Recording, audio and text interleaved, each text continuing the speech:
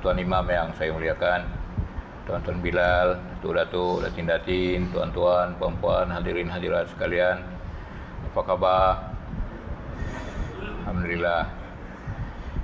Pagi ini kita baca Akidah Ahlussunnah wal Jamaah, muka surat 334 insya-Allah.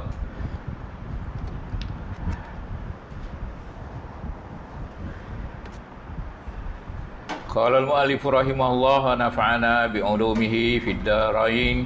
Amin. Mengingkari atau mencerca uluhiyah, ketuhanan. Jadi perkara-perkara yang membatalkan iman, yang menggugurkan iman kita sehingga kita jadi tidak beriman, bukan orang mukmin lah. Mengingkari rububiyah, asma dan sifat hari itu. Kemudian yang hari ini kita kaji pula mengingkari atau mencerca, mencaci uluhiyah. Cuma perlu saya ingatkan baliklah, ada istilah ilah, ada istilah Rabb. Dari ilah tu jadilah dia uluhiyah. Jadi ilah tu Tuhan, uluhiyah tu ketuhanan. Supaya juga dengan Rabb, Tuhan juga bahasa Melayu kita. Yang dari Rabb tu yang jadi rububiyah, ketuhanan juga. Cuma beza dia bila kita katakan Rabb tu, Rabb ni mengatur. Yang mengatur alam kita katakan, Rabbil Alamin, mengatur alam sekalian. Maknanya mengatur tu menghidupkan, mematikan semuanya lah. Ya. Semua yang berhubung kait dengan af'alullah, perbuatan Allah, mengatur, menghidupkan, mematikan tu, itu memberi rezeki, tak memberi rezeki, itu namanya rububiyah. Jadi kita tak boleh mencaci kerububiyahan Allah Subhanahu wa taala.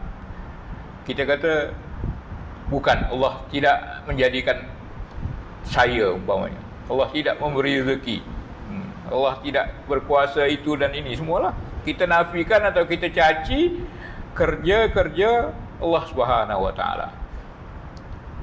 Itu namanya mengingkari rububiyah. Dan lepas hari itu, yang sekarang ni mengingkari uluhiyah. Uluhiyah ni ilah, Tuhan. Bahasa kita Tuhan juga. Cuma bahasa Arabnya ilah ni diambil dari kata makluh. Makluh ni ma'bud, yang disembah bahasa Melayu kita, atau yang diibadati.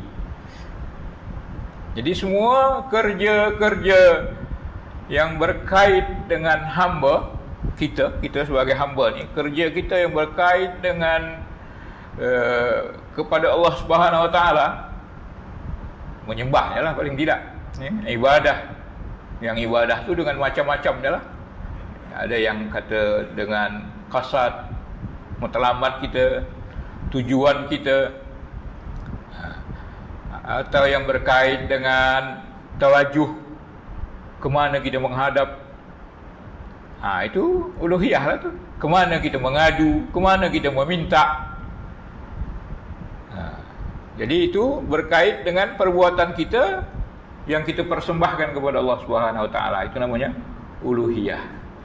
Bila kita katakan la ilaha, apa makna la ilaha? La ma'buda bihaqqin. Tiada yang diibadati dengan sebenarnya illallah. Jadi la ilah tu makna dia bukan tiada Tuhan macam tu saja. Maknanya tiada yang diibadati.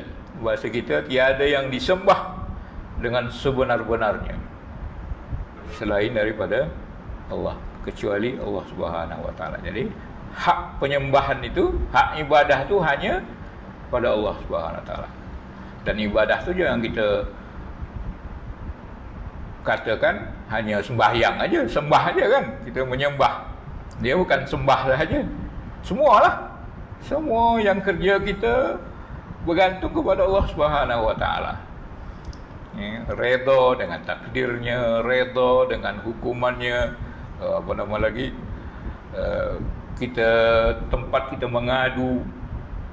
Jadi segala tindak tanduk kita itu bila kita hadapkan kepada Allah Subhanahu Wa Taala, ibadahlah tu. Ya, jadi bukan sembahyang ajalah, bukan puasa ajalah. Nah, itulah dikatakan mengingkari uluhiyah ketuhanan yang dari segi ini tadi, mengingkari bahawa kita mesti meminta kepada Allah Ta'ala, mesti mengabdikan diri kepada Allah Ta'ala, maka gugurlah iman kita.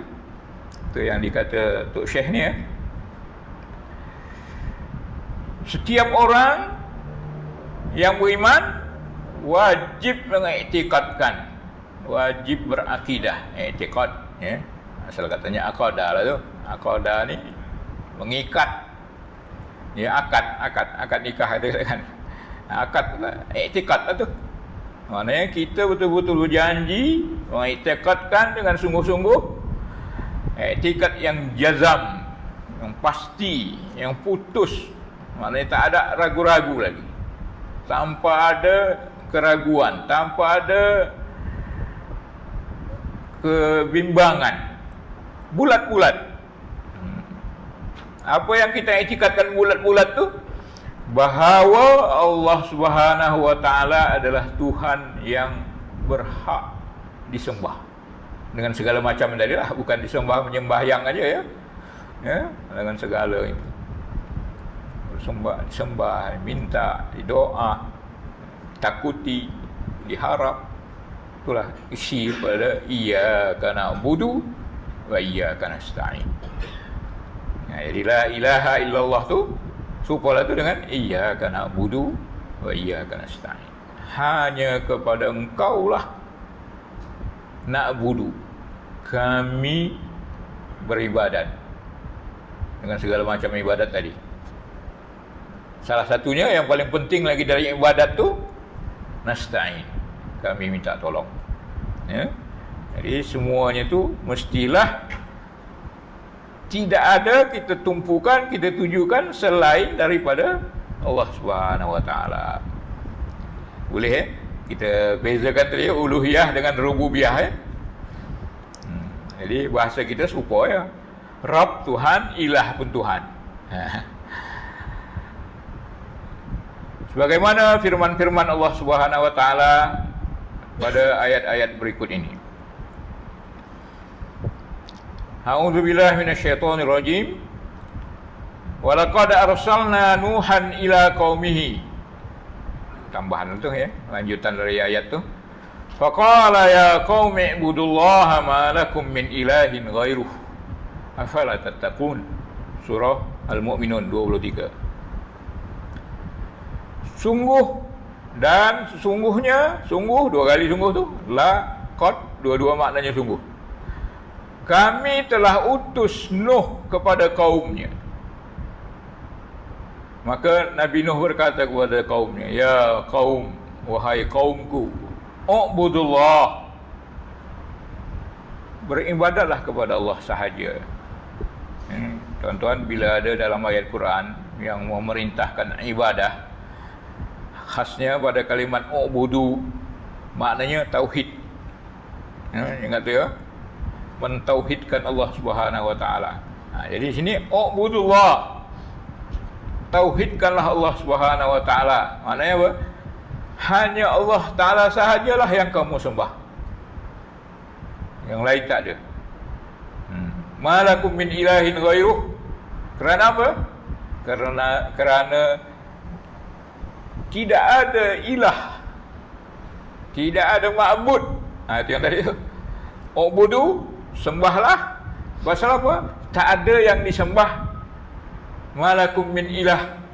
Tak ada seorang pun, sebiji pun Tuhan-Tuhan yang lain yang layak disembah. Min, asal katanya kalau bahasa Arab tu malakum ilahun. Tak ada untuk kamu, tak ada yang layak untuk kamu ilah. Itu ayat biasa. Tapi kalau ayat ni ditegaskan, dikuatkan, maka cara dia tambah min. Malakum min ilahin. Bila ada min tu kuatlah dia. Kalau terjemahan Melayu, Tok Guru saya dulu cakap pakai pun. Tak ada satu Tuhan pun. Ditegaskan betul-betul. Ya. Tak seorang pun yang datang. Kalau tak ada orang datang, itu slow sangat ayat itu, tak tegas. Kalau nak menegaskannya, tak seorang pun yang datang. Ini sama lagi, tak seorang Tuhan mana-mana pun yang layak disembah. Jadi malakum min ilahin, malakum min ma'budin. Tiada untuk kamu yang layak disembah ghairuhu, selain Allah Subhanahu wa taala. Afala tattaqun? Tak nakkah kamu takwa? Ya? Tidakkah kamu bertakwa kepada Allah Subhanahu wa taala? Jadi tuan-tuan, ayat tu menjelaskan kepada kita bahawa nabi-nabi, dalam kes ini Nabi Nuh, message mereka, risalah mereka adalah mentauhidkan Allah Subhanahu wa taala. Ya, mentauhidkan Allah Subhanahu wa taala. Hanya Allah taala sahajalah yang berhak dijadikan ilah. Dijadikan apa? Ma'bud.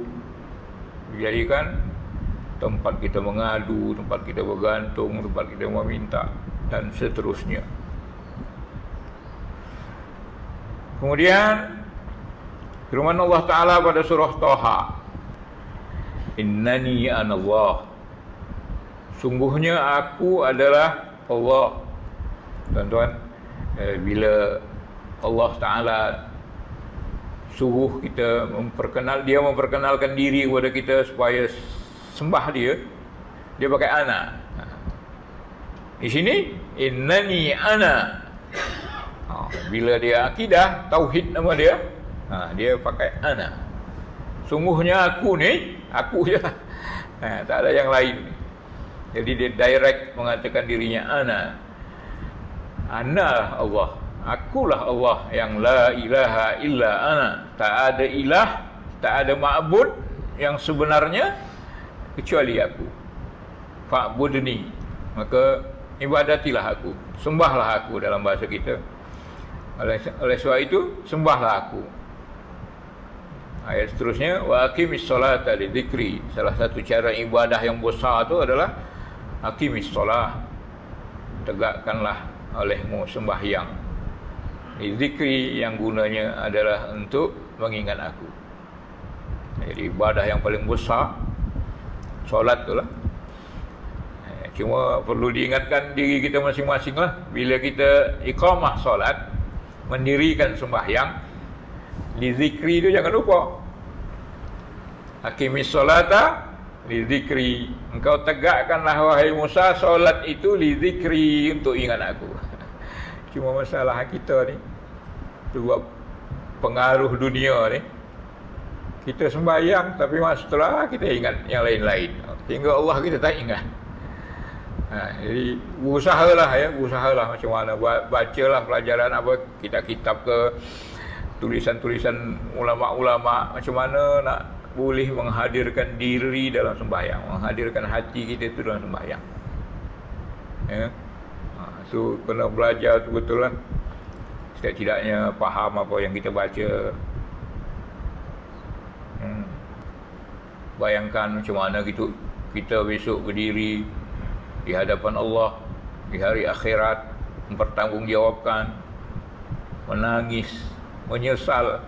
Jadi sebelum menyesal di sana, dalam sembahyang tu kita seakan-akan berdiri di hadapan Allah Subhanahu wa taala dengan penyesalan, dengan pengiktirafan, dengan tasbih, dengan memuji, dengan takbir. Cubalah ingatlah tu masing-masing. Memang payah memang payah tuan-tuan. Bukan perkara mudah ni. Tapi jangan hilang terus lah. Jangan sembahyang tu terus ingat ke mana-mana kan. Kunci yang tak jumpa 2-3 hari pun dalam sembahyang tu jumpa dia. Jadi belajarlah kita, belajar dan berusaha supaya aqimis solata li dzikri. Ingat, tegakkan sembahyang tu untuk ingat pada Allah Subhanahu wa taala. Jadi kalau sudah terkeluar sekali, sekejap tu terkeluar, kita ingat ini, aku ni sembahyang, ingat balik bacaan, fahami bacaan kita tu. Ya. Mudah-mudahan kita jadi orang khusyuk insya-Allah. Begitu juga surah Muhammad 19, fa'lam annahu la ilaha illallah. Fa'lam, ketahuilah. Dalam kitab Tuhan itu kata apa? Maka tetapkanlah pengetahuanmu, wahai Muhammad, dan keyakinanmu. Panjang terjemahannya. Fa'lam, tetapkanlah pengetahuanmu, mantapkanlah ilmu kamu. Jadi nak tahu la ilaha illallah tu, mesti kita berilmu, belajar. Ya, baru mantap betul la ilaha illallah. Tiada ma'bud selain Allah Subhanahu wa taala. Dan itulah yang kita bawa kan sampai akhir hayat kita. Siapa yang percakapannya la ilaha illallah pada akhir hidupnya, la ilaha illallah, maka dakhalal jannah. Masuklah ke surga. Jadi banyak-banyaklah ya, biasakanlah la ilaha illallah, la ilaha illallah, berzikir banyak-banyak. Afdalul zikri fa'lam annahu la ilaha illallah, ketahuilah seafdal zikir adalah la ilaha illallah. Biasakanlah tu la ilaha illallah, la ilaha illallah. Bila-bila mana-mana kita pergi, setidaknya zikir yang paling afdal ni jangan ditinggalkan. Supaya dah terbiasa esok, maka siapa yang terbiasa pada sesuatu, dia akan mati dengan sesuatu tu. Bila orang tu mati dengan sesuatu tu, dia akan bangun nanti, dibangkitkan nanti di akhirat dengan sesuatu yang dia biasa tadi, yang dia mati di atas yang sesuatu tadi tu. Jadi kalau terbiasa dengan la ilaha illallah, insya-Allah kita mudahlah besok mati dengan la ilaha illallah. Ya. Macam kita tengok pejuang-pejuang Palestin kan, nak mati tu kena tembak, kena apa je, yang macam-macam balut luka-luka dia, berdarah-darah. Elok aja dia baca Quran, senyum aja dia baca Quran. Masalah apa? Dia hafiz Quran. Itu aja kerjaan tiap hari, menghafal Quran, mengulang Quran, baca Quran. Jadi bila akhir hayatnya dia berdendang dengan Al-Quran, yang kita dah tak hafal, baca pun tidak. Salah lagi ngarang Quran pun tak ada di rumah kan. Ini masalah kita lah ni, orang Islam. Sini mungkinlah tidak, tapi kalau di bandar-bandar besar, bila ada kawan saya mengajar di satu bandar besar, tanya anaknya, tak pandai baca Quran. Kenapa tak pandai baca Quran? Tak pernah belajar. Kalau menengah tu, tak pandai belajar, tak pandai baca, tak belajar. Mak ayah baca Quran tak? Tak pernah. Quran ada rumah tak? Tak ada. Bayangkan tu, budak sekolah menengah macam tu di bandar besar. Mudah-mudahan bandar tapi ni tak ada lah ya. Tapi perhatikanlah, jangan kita biar aja anak kita tu kau pandai baca Quran tu tidak. Ya. Jadi tuan-tuan, fa'lam, ketahuilah. Di situ kata tetapkanlah pengetahuanmu dan keyakinanmu. Maknanya ilmu, kita mesti berilmu untuk sampai kepada la ilaha illallah. Oh, mantap la ilaha illallah. Tapi kalau saja-saja je, apalagi tak belajar, kadang-kadang ucapan pun salah kan. Bagaimana selalu saya sebutkan la ilaha illallah, la ilaha illallah. La tu kalau pendek dia pasti, sungguh ada Tuhan selain Allah. Bahaya tak tu? La ilaha illallah, la. Jangan tuan-tuan tu alif mat tu jangan tinggal. Kita ni kan mudah-mudah macam kita punya aja kitab. Allahu la ilaha illa huwal hayyul qayyum la ta'khudhuhu sinatun wa la naum. Pasti Allah tu tidur. Bukan tak bahaya cakap kita tu. Kita pastikan Allah tu mengantuk dan Allah tu tidur. Bayangkan tu. Padahal la ta'khudhuhu, Allah tidak disentuh ngantuk dan tidur. Kalau kita baca pendek, merapu lah jadi. Jadi jangan baca Quran tu jangan ikut copat, ikut dan gitu. Tak boleh. Ikut dia punya lah. Ini korontak dia tu lah. Ya. Ada panjang pendeknya tu perhatikan betul. Saya kan sakit kepala, sakit telinga lah sakit telinga dok kadang-kadang orang suka-suka je ya.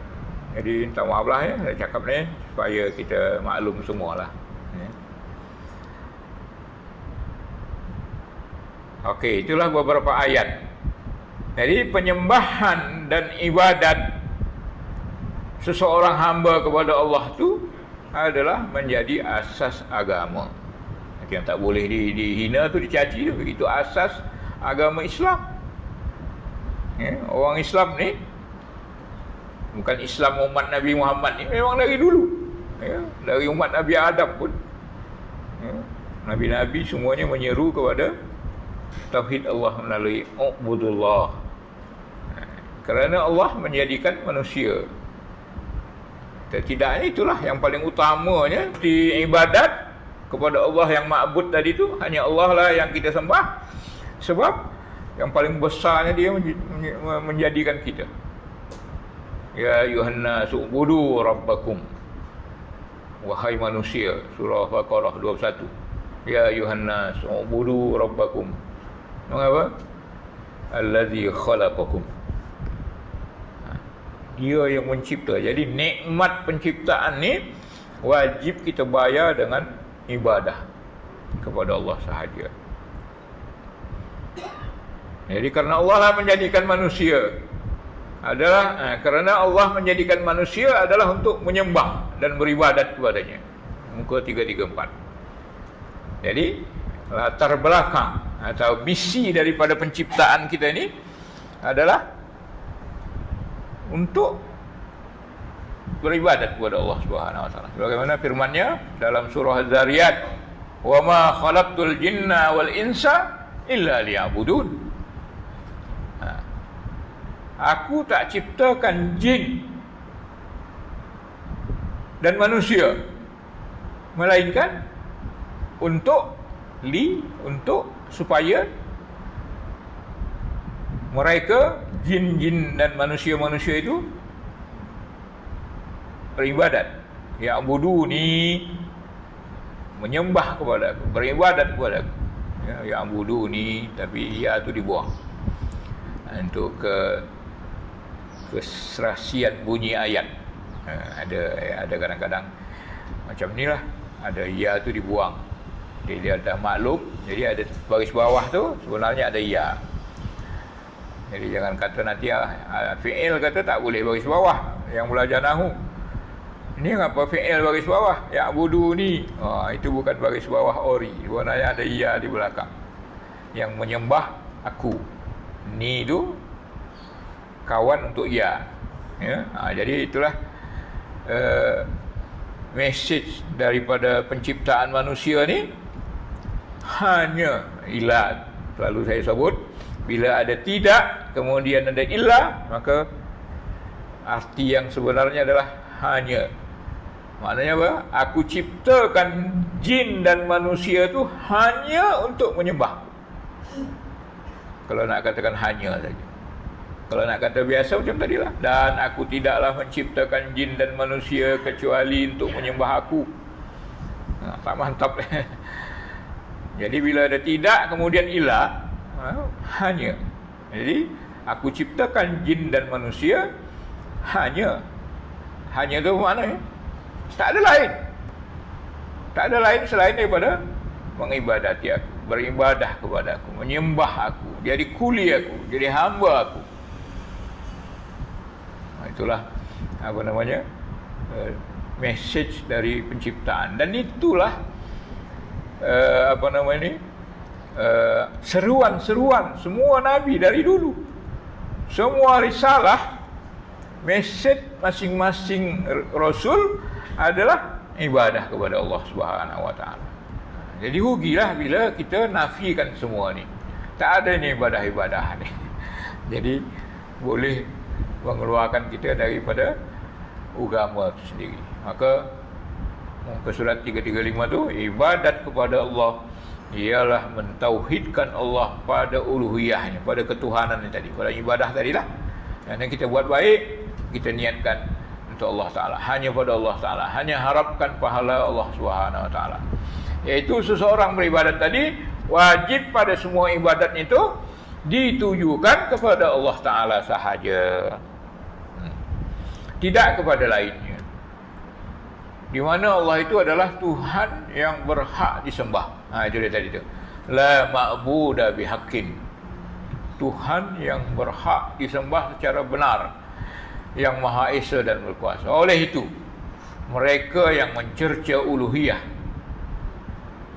ketuhanan, kelayakan Tuhan, kelayakan Allah Ta'ala untuk disembah, untuk diharap, untuk dipinta tadi, adalah bila dicaci, maka termasuklah dalam golongan orang yang batal iman dan menyebabkan kekufuran. Dah batal iman, kufur lah. Kalau dah kufur ni bukan dosa pahala, tuan-tuan, puan-puan, ya, tempat dia neraka, ya, selama-lamanya. Alhamdulillah. Kita ni, ya, orang beriman lah, orang beriman dia.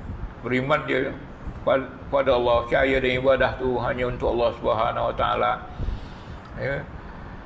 Jahat macam mana pun dia, fasik macam mana pun dia, bila dah dibersih ni tu, lama-lama masuk ke surga.